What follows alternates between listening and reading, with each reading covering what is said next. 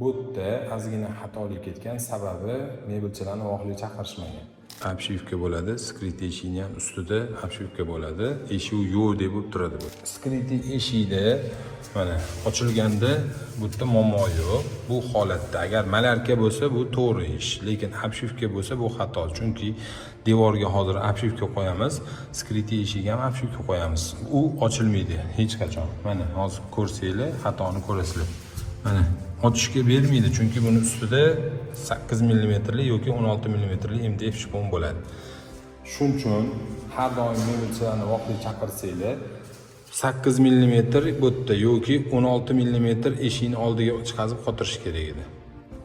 O'shanda xato takrorlanmas edi, boshqatdan yana perdelka qilib o'tirmas edik.